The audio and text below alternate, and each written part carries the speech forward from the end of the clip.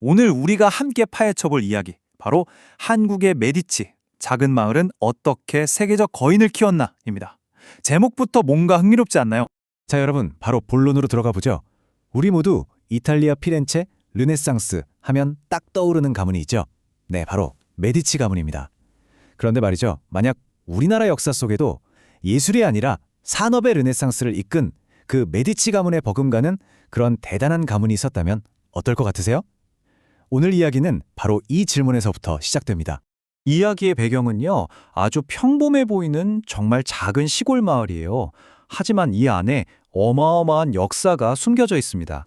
바로 이곳 경남 진주에 있는 승산마을입니다. 그런데 이 마을이 왜 특별하냐면요. 놀라지 마세요. 바로 삼성, LG, 그리고 GS를 세운 대한민국 대표 창업주들이 모두 여기서 태어났다는 사실. 아니, 한 마을에서 어떻게 이런 일이 가능했을까요? 이게 바로 오늘 우리가 풀어나갈 가장 큰 미스터리입니다. 어떻게 이렇게 작은 시골 마을 하나가 대한민국 경제의 지도를 바꾼 거인들을, 그것도 한 세대를 통째로 키워낼 수 있었을까요? 그 비밀 지금부터 하나씩 파헤쳐 보겠습니다. 그 비밀을 푸는 첫 번째 열쇠는요. 이 마을 사람들의 생각과 행동을 지배했던 아주 특별한 철학, 바로 정신에 있습니다. 그 철학은 바로 영남학파의 거두였던 남명조식 선생의 경위사상입니다. 이게 좀 어려운 말 같지만 쉽게 말하면 사람을 중심에 두는 삶과 사업 방식을 뜻하는 건데요. 요즘 말로 하면 인본주의 기업가 정신이라고 할 수 있겠네요. 이 경위사상을 좀 더 뜯어보면요, 이게 현대 경영 철학이랑 너무나 닮아 있어서 깜짝 놀라게 됩니다. 자, 왼쪽의 경은 뭐냐? 내면의 도덕성을 갈고 닦는 거예요. 오늘날의 윤리 경영과 딱 통하죠. 그리고 오른쪽의 의, 이게 진짜 중요한데, 옳은 일이라고 생각하면 바로 행동으로 옮기는 실천적 결단력을 의미합니다. 그러니까 머리로만 아는 게 아니라 몸으로 직접 보여주는 것, 이게 핵심이었던 거죠.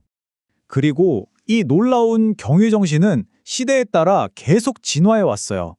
나라가 위기에 처했을 땐 나라를 구하는 의병 정신으로, 평화로운 시기엔 공동체를 돌보는 의정 정신으로, 그리고 마침내 현대에 와서는 산업을 통해 나라에 이바지하는 사업 보국의 정신으로 그 명맥을 이어온 겁니다. 이 위대한 정신의 흐름, 그 중심에 바로 지신정, 허준 선생이 있었습니다. 이분을 현대적인 용어로 표현하자면 우리나라 최초의 사회적 자본가이자 지역사회 미래를 위해 아낌없이 투자한 최초의 엔젤 투자자라고 부를 수 있을 겁니다. 그리고 이 모든 이야기의 흐름을 바꾼 결정적인 해가 있었으니 바로 1920년입니다. 허준 선생은 바로 이 해에 의장이라는 걸 만드는데요. 이게 정말 혁신적인 시스템이었어요.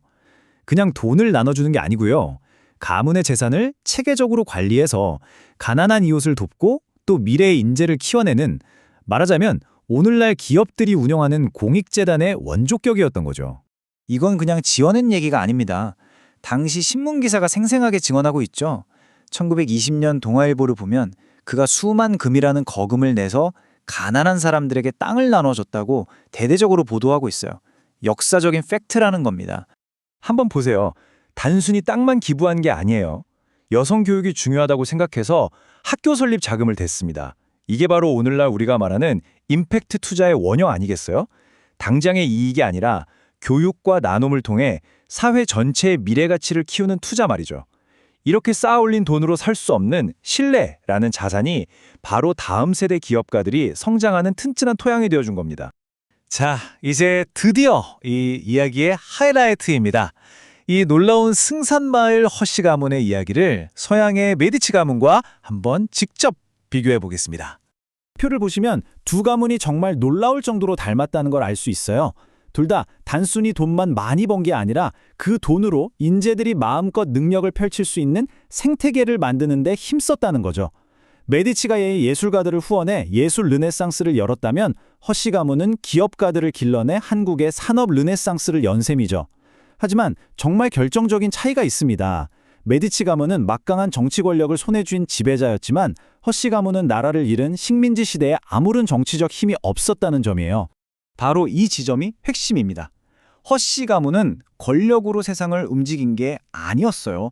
오히려 아무 힘도 없는 억압적인 환경 속에서 오직 공동체를 위한 사회적 책임을 다하는 방식으로 세상을 바꾼 겁니다.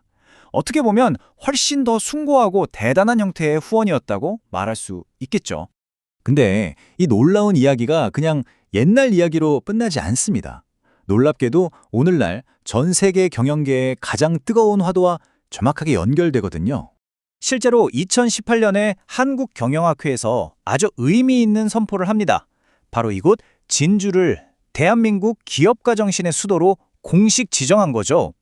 이 말의 정신이 과거의 유산이 아니라 바로 지금 우리에게 꼭 필요한 살아있는 가치라는 걸 공인한 셈입니다. 이 그림을 보시면 모든 게 한눈에 이해가 되실 겁니다. 허씨 가문이 실천했던 의장 시스템이 현대의 임팩트 투자로, 그들의 나눔의 정신이 바로 요즘 모든 기업이 강조하는 ESG 원칙으로, 그리고 공동체 중심 사상이 이해관계자 자본주의로 그대로 이어지는 거죠. 결국 가장 오래된 지혜가 가장 미래적인 해답이 된 겁니다. 결국 승산마을의 이야기가 우리에게 던지는 메시지는 아주 분명합니다. 진정한 혁신이라는 건요, 단순히 새로운 기술이나 돈만으로 이루어지는 게 아니라는 것, 바로 나눔과 상생이라는 가장 기본적이고 오래된 가치 위에서만 꼽힐 수 있다는 사실입니다.